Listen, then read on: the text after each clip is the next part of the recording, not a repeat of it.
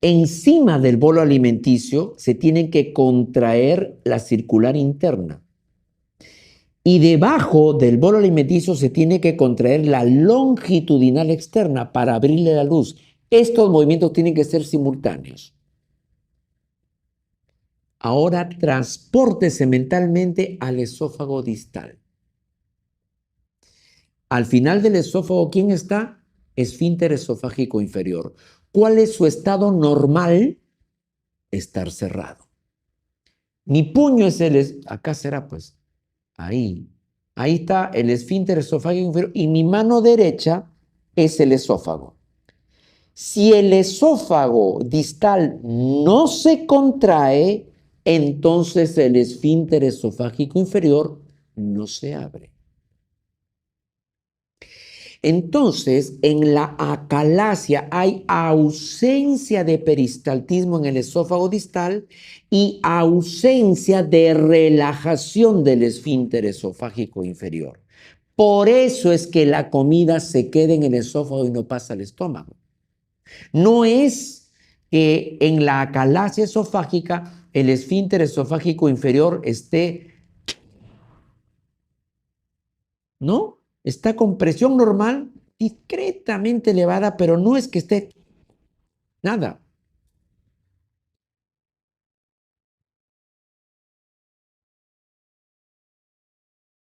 Ahora usted decide ir con su familia a un lugar campestre a comer. Chicharrones en el campo, un río, verdor, todo con la familia. Está usted comiendo. Y de repente escucha ese llamado de auxilio, con voz de angustia que dice, por auxilio, un médico, por favor. La familia lo mira usted y usted dice, ya, sigan comiendo nomás. Oye, pero te están llamando. No, estoy comiendo chicharrón. Por favor, piedad, un médico. Y usted dice, ya, pues ya lo voy a hacer. Pero vengo al campo con ustedes para no olvidarme y... Ya, ok. Señor, ¿qué le pasa? Se coge el pecho, enseñar de dolor. Usted lo ve gordito, obeso, y luego su mente vuela y dice, si está obeso, seguro que el colesterol LDL está mayor de 130. Y si es así, tiene ateromas en la arteria coronaria descendente anterior y está sudando frío, está pálido. Este señor se infartó. Se infartó. Usted siempre preparada, tiene una aspirina siempre en su cartera. Abra, tome aspirina y llévenlo al hospital que está con un infarto. Llega al hospital, le hacen electrocardiograma, normal. Le hacen troponina T y CPKMB, normal. Y para desgracia suya, lo llevaron a la emergencia del hospital donde usted trabaja.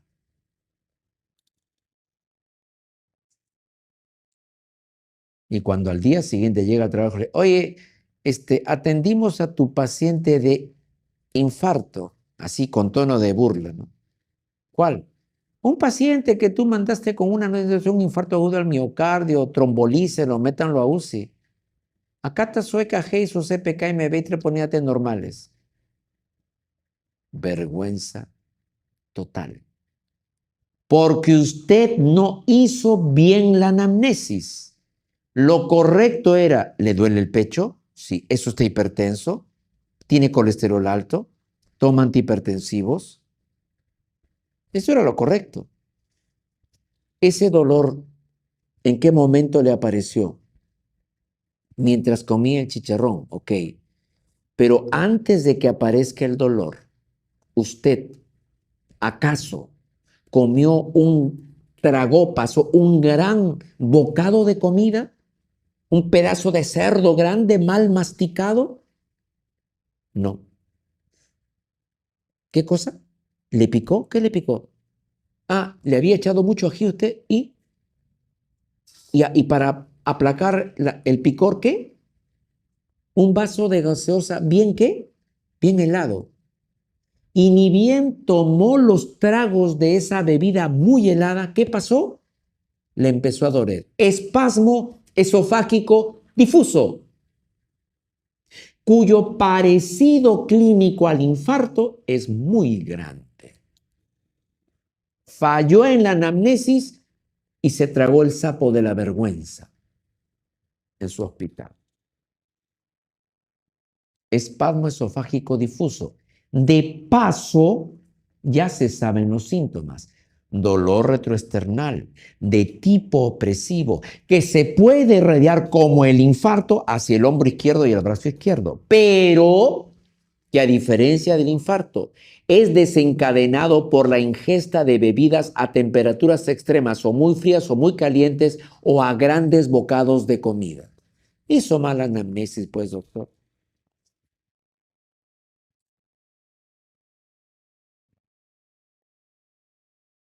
Por ahí aparece el esófago en sacacorcho, también llamado esófago en cascanueces, esófago en tirabuzón, que es otra forma de espasmo del esófago que también causa algo de dolor. Por ahí también tiene, mire, aquí, esfínter esofágico inferior hipertensivo.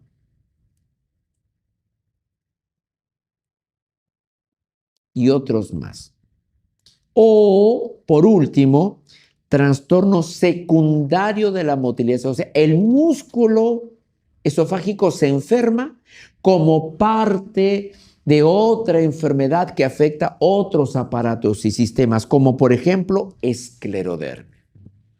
La esclerodermia se afecta a la piel, es una enfermedad autoinmune que afecta a la piel y de paso afecta articulaciones y puede afectar el músculo del tercio inferior del esófago. ¿De acuerdo? La esclerodermia, enfermedad autoinmune, cuando afecta a la musculatura del esófago, afecta en el tercio distal del esófago.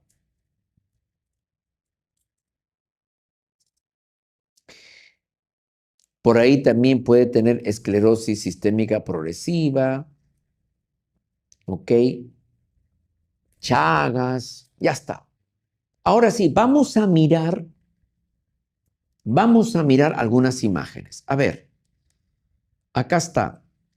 Vamos a empezar con injuria cáustica del esófago y del estómago. Y como les había dicho, los cáusticos pueden ser alcalinos o ácidos.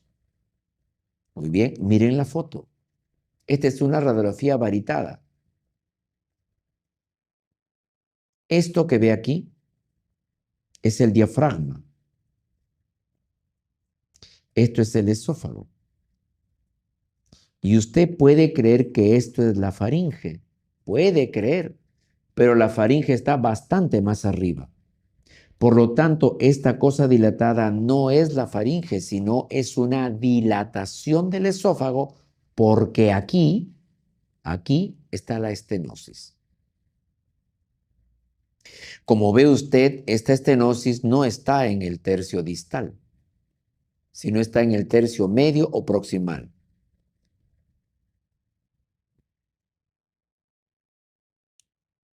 Bien, los cáusticos alcalinos, el más popular es el hipoclorito de sodio. Como dije, generan necrosis licuefactiva y dañan más la mucosa de la faringe y del esófago. ¿Por qué? Porque entra por arriba.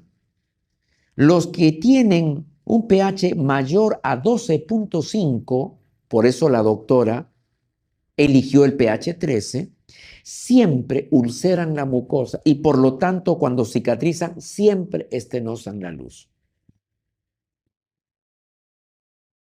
Los cáusticos ácidos, ácido sulfúrico, clorhídrico, nítrico, producen necrosis coagulativa y dañan más la mucosa del esófago que del estómago.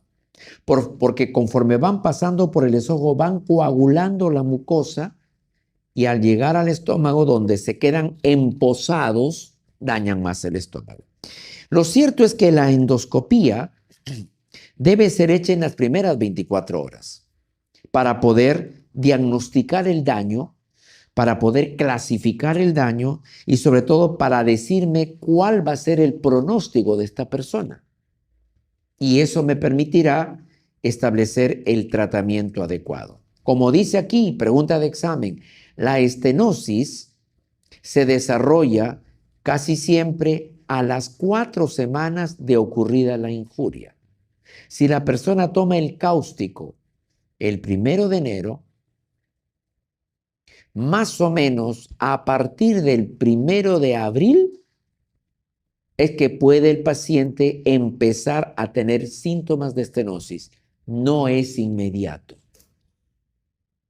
Y a la 4ª semana, contado desde la injuria, es que el médico, así el paciente no tenga síntomas, debe tomarle radiografías varitadas para ir diagnosticando la estenosis, porque quiero que sepan que cuando el diámetro es menor a 1.3 centímetros, el diámetro de la luz menor a 13 milímetros, con toda seguridad hay disfagia. Cuando es de 13 puntos, de 13 milímetros a 25 milímetros, 2 centímetros y medio, podría algún paciente decir, yo siento como que pasa, pero se demora un poquito. Con lo cual les quiero decir que la luz del esófago normalmente debería ser de 2.5 a más centímetros, 25 milímetros de diámetro. Entonces, a partir de la 4ª semana usted podría empezar a tener un diámetro de 13, de qué sé yo, pues de 24 milímetros, una luz de 23 milímetros, y el paciente podría tener ya cierto malestarcillo, pero solo cuando está por debajo de 13 milímetros la luz, a causa de la estenosis, ya la disfagia es definitiva. Ahora, a ver, doctora, acá, ¿cuánto tiempo cree usted que tenga de evolución ese paciente? ¿Hace cuánto tiempo que debe haber tomado el cáustico?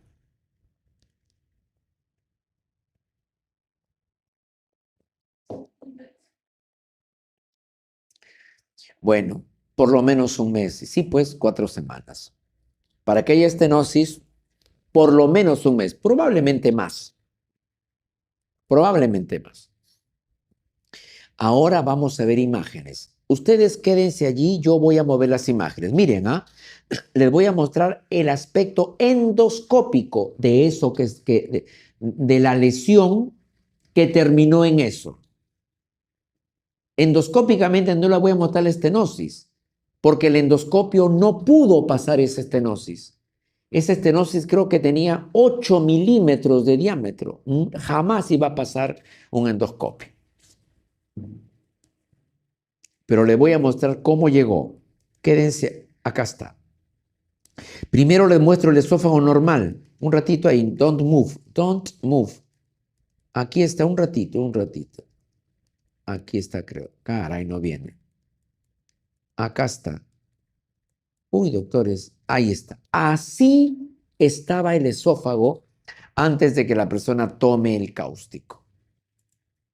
Y tomó el cáustico y luego se puso así. Así llegó a la emergencia. Llegó diciendo así.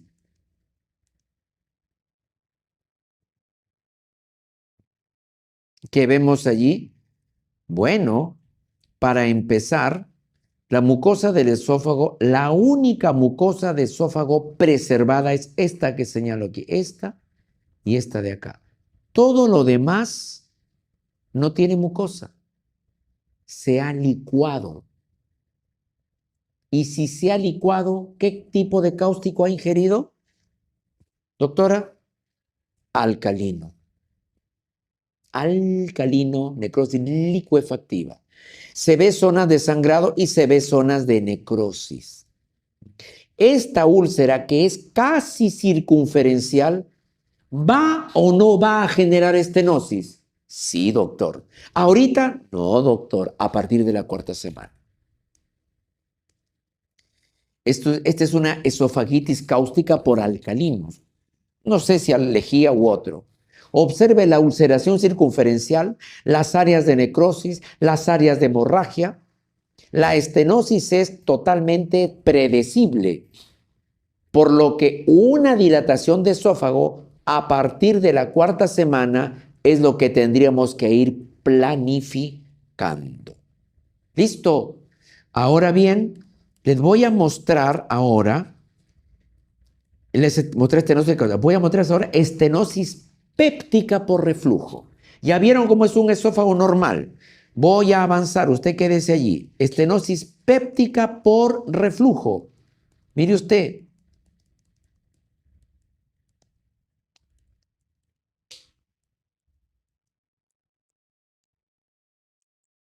Aquí, esófago normal.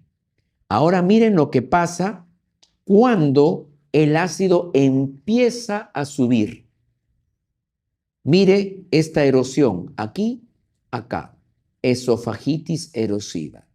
Aquí, esofagitis erosiva, donde las erosiones ya son más grandes. Mire aquí, esofagitis erosiva aún más grande. En todos estos tres hay pirosis. Y el médico puede creer que eso lo causa el Helicobacter. ¿No? ¿Qué tiene que ver el Helicobacter con eso? Nada. Cuando la esofagitis erosiva logra su sueño de convertirse en úlcera, entonces aparece esta úlcera. Úlcera aquí y hasta acá. Y toda úlcera sueña con mire la luz. Esta luz de aquí debe medir pues unos más de 2,5 centímetros, pero compare con esta luz. Acá hay menos de 13,5, acá hay estenosis sí o sí.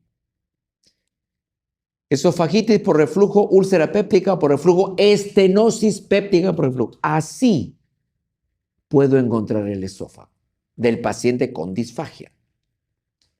Pero yo les dije que habían otros dos hijos más del reflujo, que era esófago de Barrett, el cual sueña con ser adenocarcinoma de esófago. Le invito a ver el esófago de Barrett. Aquí está.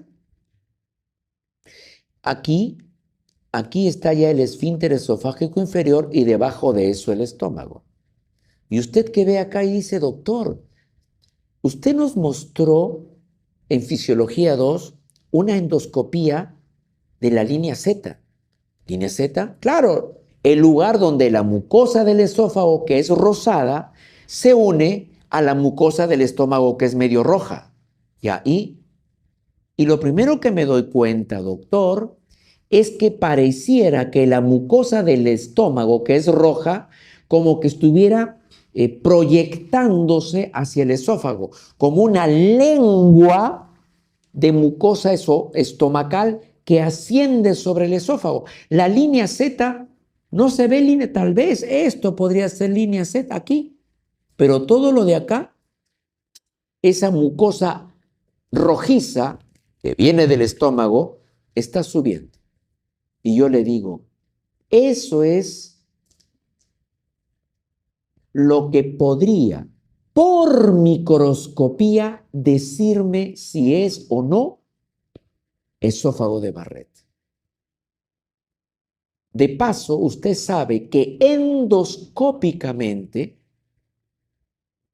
toda mucosa roja que parece venir del estómago y se proyecta al esófago, esa mucosa debe ser considerada como esófago de Barrett. Se debe tomar una biopsia de esa zona para que el patólogo me diga, esta mucosa que has tomado del esófago, donde el epitelio del esófago debería ser plano, estratificado, no queratinizado, ha sido reemplazado por epitelio cilíndrico con células caliciformes, es decir, como un epitelio del intestino.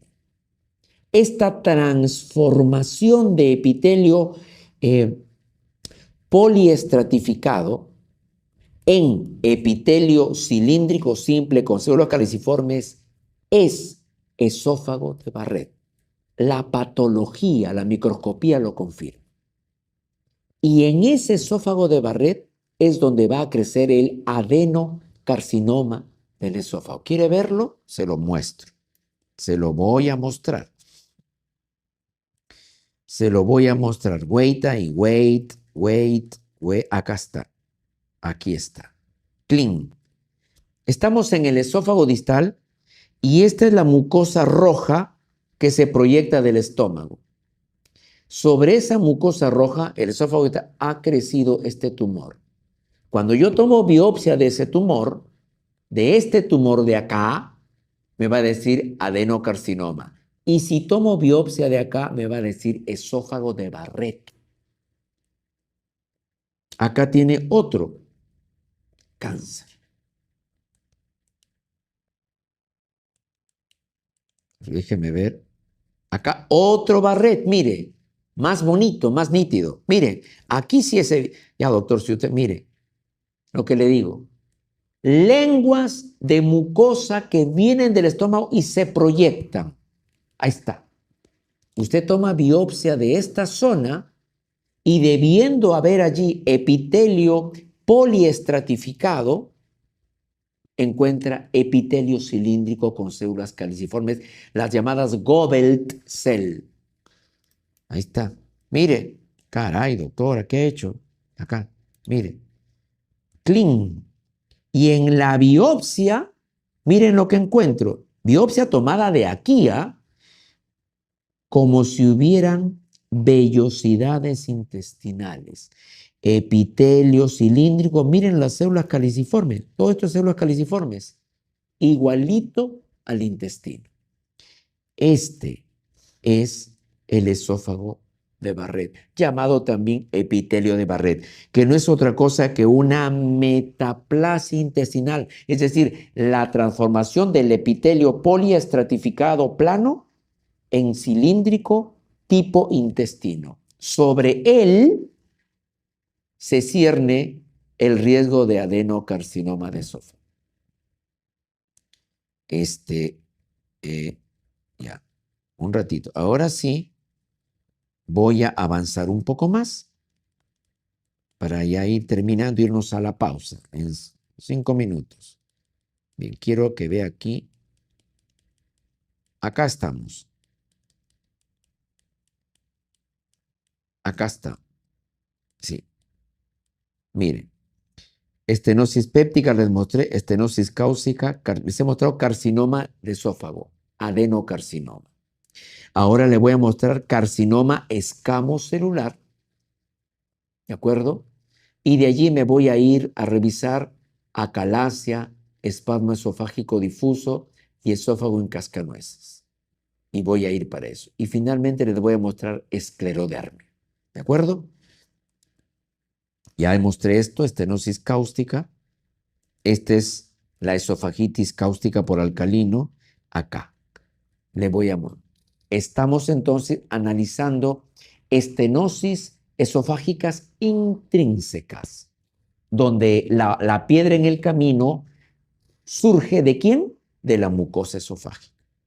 Aquí tiene usted esófago. Esta zona de aquí, que casi no se ve, corresponde a una contracción peristáltica que está empujando el contraste. Pero no les he traído esta radiografía para que ustedes vean una onda peristáltica. Le he traído para que vea esta membrana de aquí. Es una membrana esofágica congénita, porque la membrana que crece en el síndrome de Plummer-Vinson es arriba. Esto es una membrana abajo. Y la membrana de Plummer-Vinson es asociada a anemia ferropénica, microcítica, de larga data. Acá hay una membrana esofágica que fue descubierta en un paciente que tenía disfagia esofágica intermitente a sólidos. Esa es la pista diagnóstica. Disfagia esofágica intermitente, es decir, con los sólidos. A veces tiene la disfagia y otras veces come el sólido y no la tiene. ¿A qué se debe el hecho de que haya disfagia a sólido y a veces no? Se debe a que cuando el paciente mastica bien el alimento, puede por este costadito pasar. Pero cuando mastica mal, poco, se queda atorado. Arriba en el esófago alto, si se asociara una cosa como esta, pero acá arriba, a anemia ferropénica, es pertinente plantear el diagnóstico de síndrome de Plummer-Vinson, como les dije. Avanzamos. Aquí está. Me voy a saltar a una estenosis esofágica a una disfagia esofágica por trastorno secundario de la motilidad esofágica, es decir, una enfermedad del músculo esofágico que es parte de una enfermedad sistémica. Y esta enfermedad sistémica es la esclerodermia. Como sabe usted, la esclerodermia se manifiesta por calcinosis dérmica. La piel se pone dura porque se calcifica. La piel se pone dura y brillante, tensa, como los dedos de esta persona. También hay fenómeno de Raynaud. Cuando esta señora pone los dedos en el agua fría, por zonas se les pone pálidos, por zonas se les pone cianóticos, por zonas se les pone rojas, porque hay fenómenos de vasoconstricción y vasodilatación. En el esófago, esta persona se queja o se ha quejado durante mucho tiempo de pirosis, o sea, reflujo gastroesofágico, hasta que luego de varios meses viene por disfagia esofágica. ¿Qué ha pasado? Si previamente tuvo reflujo y ahora tiene disfagia, ¿en qué pensamos? Estenosis péptica por reflujo. Y uno dice, cuando hay estenosis péptica por reflujo o la sospeche y el paciente tiene la piel dura y tiene fenómeno de Raynaud y tiene dedos largos como esclerodactilia, ¿no? Esclerodactilia, dedos largos, duros, y encima tiene telangiectasias. Usted dice, tiene síndrome de Crest. Y el síndrome de Crest es igual a esclerodermia. Y lo que le está pasando al esófago de esta persona es lo mismo que le pasa a la piel. La piel se pone dura, tensa, retraída.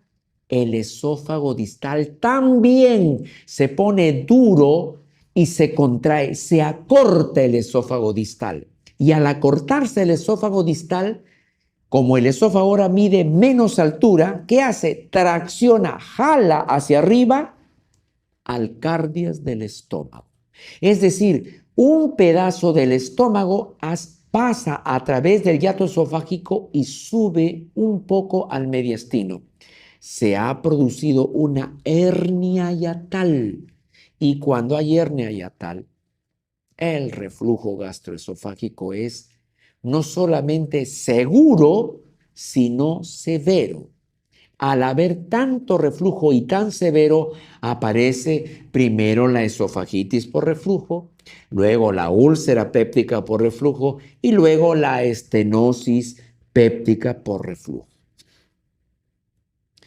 Como dice aquí, una disfagia esofágica que comenzó siendo a sólidos, pero que en el transcurso de las semanas o meses también los líquidos ya no pasan, pero no es que salgan por la nariz ni se metan a la tráquea, sino disfagia líquidos, ¿no es cierto?, como parte de la disfagia esofágica.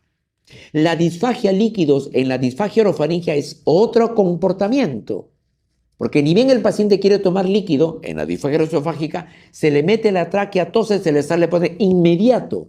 En la disfagia esofágica, la disfagia líquidos es el paciente toma ese líquido con la intención de empujar el sólido que se ha quedado retenido y minutos después de haber tomado el líquido se le regresa por la boca.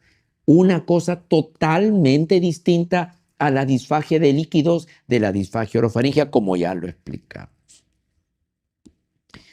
Sospecharé fuertemente de esclerodermia cuando haya disfagia esofágica a sólidos y líquidos, precedido de pirosis, meses o años antes.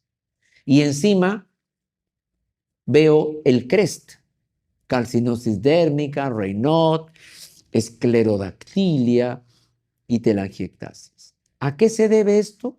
Se debe al acortamiento del esófago que promueve la formación de una hernia hiatal y como consecuencia de este un reflujo gastroesofágico severo. Este es un ejemplo de disfagia esofágica por trastorno motor secundario del esófago. Muy bien, mire aquí la manometría del esófago, de un esófago normal, y aquí la manometría de un esófago con esclerodermia. Arriba el peristaltismo empieza como el normal, pero conforme va descendiendo, ya el esófago casi no se contrae. ¿Por qué? Porque está duro y acortado. Y aquí, mire la presión del esfínter que debería estar entre 15 y 20 milímetros de mercurio. Mire cómo está aquí baja. Baja por la hernia hiatal. ¿Ok? Seguimos.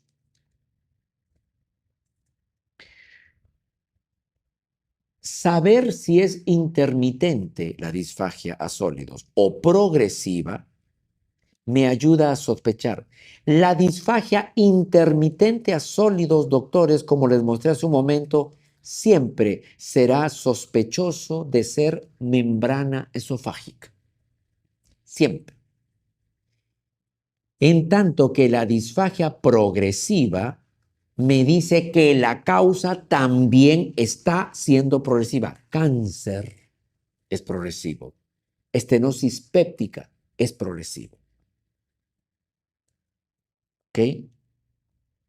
Si la disfagia es esofágica, es solamente a sólidos, como ocurre al inicio de todas las disfagias esofágicas por estenosis esofágica intrínseca, por estenosis péptica, por cáusticos, por cáncer escamocelular o adenocarcinoma. Pero cuando es a sólidos y líquidos, significa que la causa que está estenosando la luz ya tiene tiempo. Ya es crónica. La luz es menor de 13 milímetros. Ahora bien, pasamos a un disfagia esofágica por trastorno primario de la motilidad esofágica. Y la primera es acalasia esofágica. Miren esa foto. No es el estómago, es el esófago dilatado con comida de varios días. Y usted me dice, doctor, ¿pero por qué está líquido? Porque la saliva que la persona traga y que no puede llegar al estómago se encarga de diluir. Por eso parece una sopa. El esfínter esofágico inferior, como les dije, está con la presión normal o ligeramente incrementada, solo que este esfínter no se relaja porque esta parte del esófago distal no tiene peristaltismo. Cuando hay disfagia esofágica, ¿ok? asociada a aspiración. O sea, cuando ese paciente se acuesta, esa comida se le mete a la tráquea y tiene neumonía aspirativa. En la acalasia hay aperistalsis, no hay peristalsis. Hay una leve elevación de la presión basal del esfínter, 17, 18, 21. Pero lo que sí hay es una incompleta relajación del esfínter al momento de la deglución. La endoscopía muestra dilatación esofágica y restos alimentarios con una resistencia muy ligera o nula, o sea, no le oponen, el endoscopio pasa al esófago normal, porque cuando uno ve esto en el esófago dice, pucha máquina, ese esfínter esofágico inferior debe estar cerrado, seguro que cuando llegue ahí voy a tener que empujar el esófago para entrar. No, entra como Pedro en su casa. En la radiografía del esófago se ve una dilatación esofágica y una terminación en pico, así. Una terminación en pico en ausencia de hernia hiatal, que le voy a mostrar luego una radiografía. ¿Qué significa ausencia de hernia hiatal en radiografía? Significa ausencia de pliegues gástricos encima del diafragma. O sea, claro, normalmente los pliegues gástricos tienen que estar debajo del diafragma porque el estómago está debajo del diafragma. Pero si yo veo pliegues gástricos en el esófago que está por encima del diafragma, digo, el estómago ha subido al mediastino. Hernia hiatal. Y aquí no la vemos. Esto de acá es el estómago, esto es el esfínter esofágico inferior y este es el esófago dilatado. Muy bien. Aquí están los tipos de... Y lo que hacemos cuando hay acalasia es dilatar. Miren aquí cómo metemos los dilatadores de Savary. Dilatador de Savary. Miren cómo inflamos el balón y vamos dilatando. Entonces, esto es disfagia esofágica por acalasia.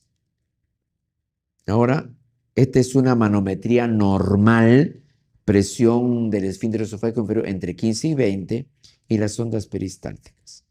Ahora hay una comparación de peristalsis normal del esófago con otras anomalías. Por ejemplo, esta es la manometría normal y esta es la manometría de la acalasia. Miren esas ondas peristálticas todas desnutridas, todas chiquititas, no empujan nada.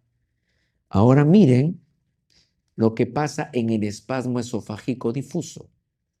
Aquí estaba el señor del restaurante campestre comiendo su chicharrón. Mordió el ají, le picó. Para aplacar su picor tomó la bebida muy helada y el esófago respondió con estas enormes ondas peristálticas. Aquí le está doliendo el pecho parecido al infarto miocárdico. ¿Por qué el espasmo esofágico difuso tiene un dolor tan parecido al del infarto? Porque las neuronas sensitivas que inervan al miocardio son las mismas neuronas que inervan al esófago. Por eso los dolores se parecen. Y aquí a la derecha, este es el esófago en cascanueces o en tirabuzón. Ondas también que pueden generar dolor. Bueno,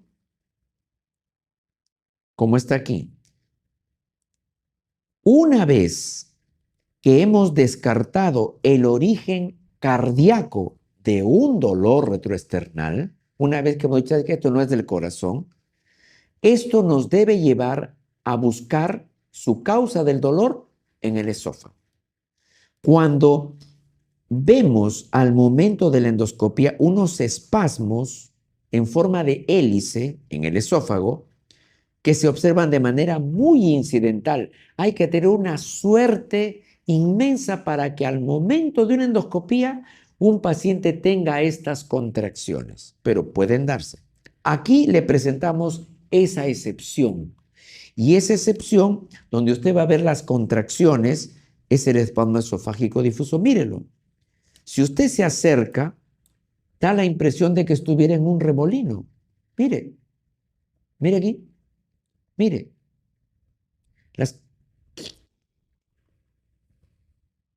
Este es el esófago del Señor a quien le dolía el pecho como infarto, después de haber tomado una bebida muy helada. Y cuando hacemos la manometría, encontramos, como les he enseñado, esas ondas grandes, ¿no? Y miren la radiografía, así, como un tirabuzón. Miren, como un sacacorchos, cascanueces. Ya está, avanzamos. Y para terminar esto, irnos a la pausa, discúlpame, José, ardor retroesternal que asciende. ¿Cómo se llama ese síntoma? Pirosis. La pirosis siempre nos dice que hay reflujo del ácido del estómago hacia el esófago. El esfínter esofágico inferior falló. Cuando hay hernia hiatal, el cardias es el que asciende al tórax. Esta es la hernia hiatal. El cardias subió al tórax.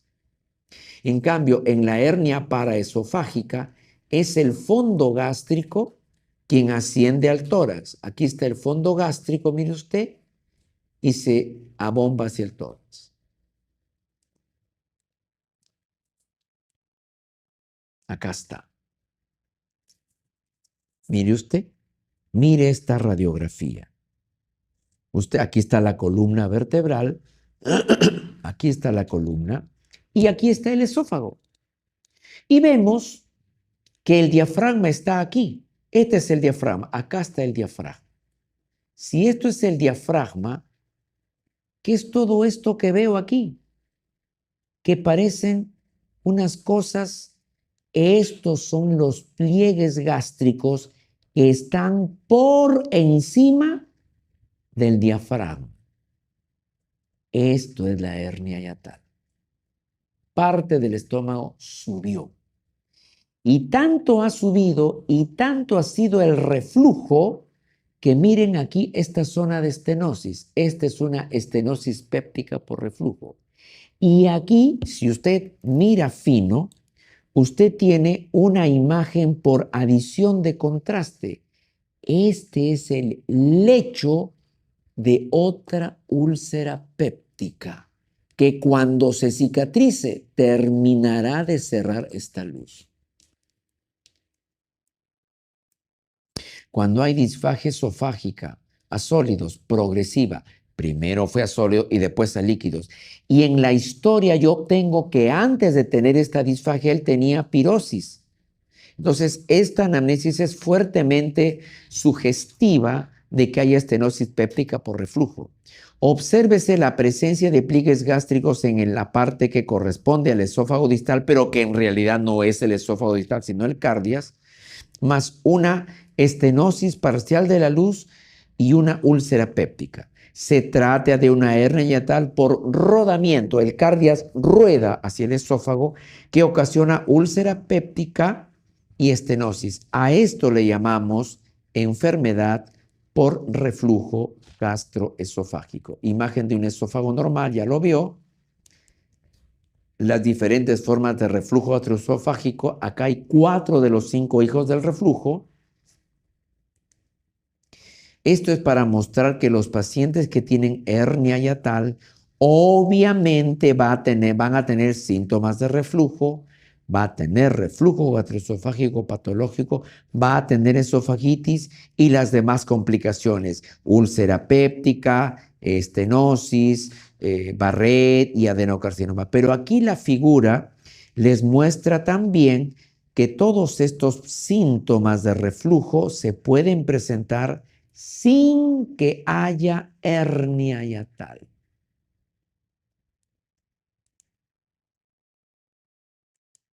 Miren, estas imágenes permiten entender la necesidad de las medidas no farmacológicas en el tratamiento del reflujo. Mire aquí, esta persona tiene una hernia hiatal.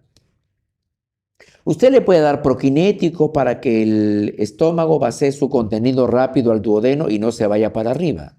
El paciente podría tener una contraindicación. No se puede operar porque tiene una hemofilia, porque es un cardiópata, qué sé yo.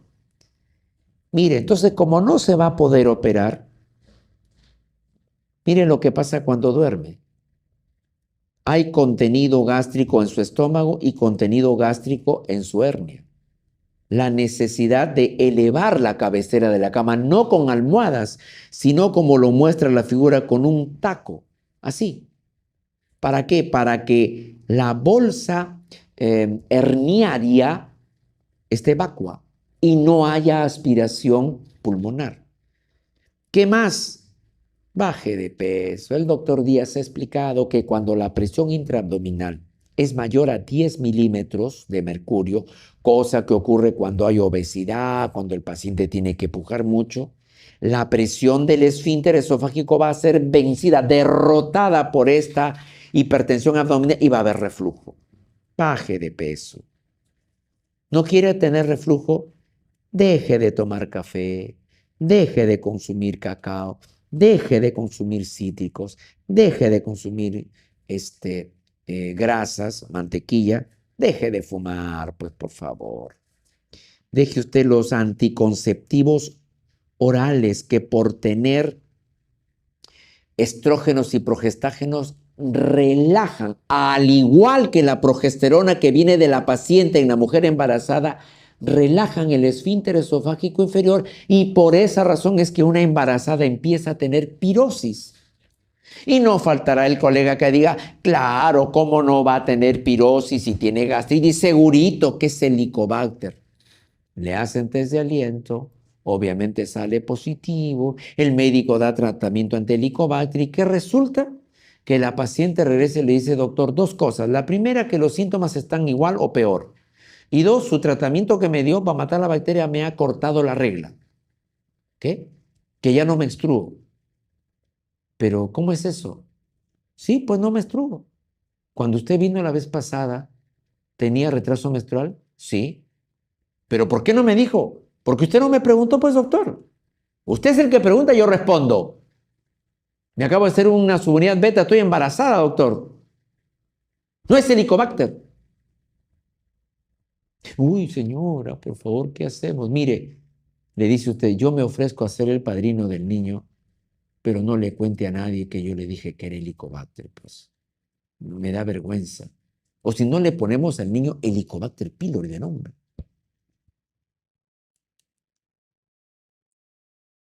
La pHimetría, así como la manometría esofágica, es el mejor estudio para los trastornos de motilidad primarios o secundarios del esófago, la pHimetría es el mejor test para diagnosticar reflujo gastroesofágico, pero no para buscar la causa del reflujo gastroesofágico. Ahí está. Una pHimetría normal de 24 horas debería mostrarme pHs esofágicos superiores a 4. Algún piquito de pH menor a 4 puede haber cuando termina de almorzar, cuando se agacha a amarrarse la zapatilla, cuando tose, cuando puja para hacer la popó, listo. Pero la mayor parte de los pH tiene que estar por encima de 4. Ahora miren lo que pasa en el que tiene reflujo gastroesofágico. Miren, el pH 4 está aquí. Miren la cantidad de episodios que en el día muestran un pH menor a 4. Esto es reflujo gastroesofágico patológico. Mire este otro. El pH 4 está aquí. Aquí ha tenido casi 1 hora y media con un pH menor a 4. Adenocarcinoma esofágico que crece en el epitelio de Barrett, ya le enseñé esto, ¿ok? Y aquí me faltaba enseñarle el carcinoma escamocelular que crece en el tercio medio proximal. Mire esta persona con disfagia esofágica a sólidos y luego también a líquidos, con baja de peso rápida en un paciente adulto mayor. Y le tomamos esta placa y vemos esta horrible estenosis que no está en el esófago distal, como para pensar que es estenosis péptica, sino en el esófago medio. Y la endoscopía es esto, en el esófago medio. Carcinoma escamocelular. ¿Cómo no va a haber una piedra en el camino? Díganme. La carne se atora, pues ahí. Y cuando ese tumor crece más, ni los líquidos pasan.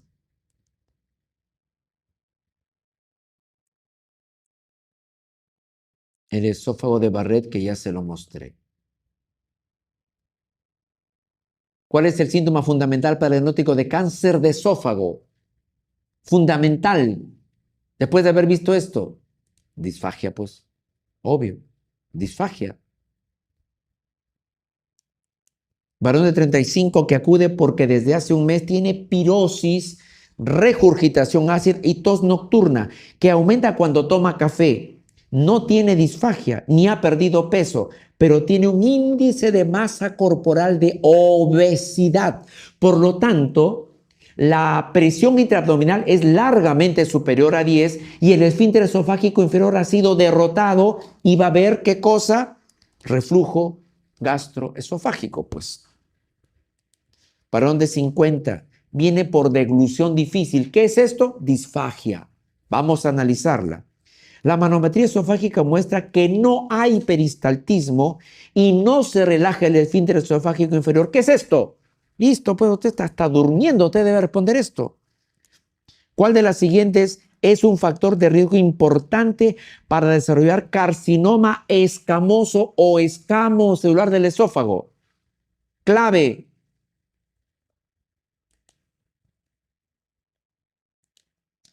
Miren esa pregunta. Ha venido en el examen, en el año 2015 vino este regalo. Hasta un cigoto respondería.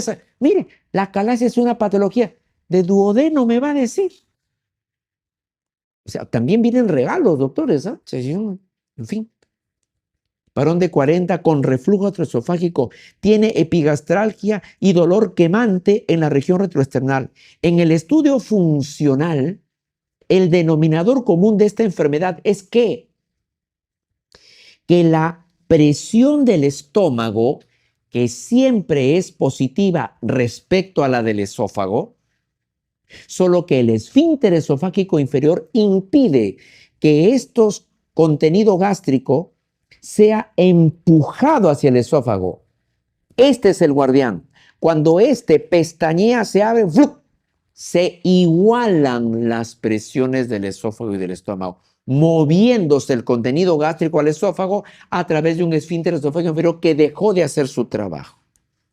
Un varón de 30 tiene dificultad para deglutir tanto sólidos como para líquidos en los últimos 6 meses. Una cosa que me olvidé decirles de la acalasia es que la acalasia tiene un inicio inequívoco.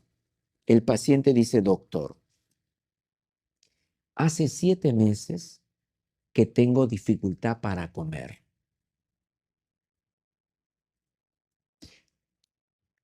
Los sólidos se empezaron a demorar en pasar y ha ido aumentando la dificultad, pero lentamente.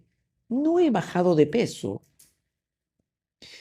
Tengo entre 30 a 40 años, pero los líquidos también empecé a tener problemas junto con la deglución de sólidos.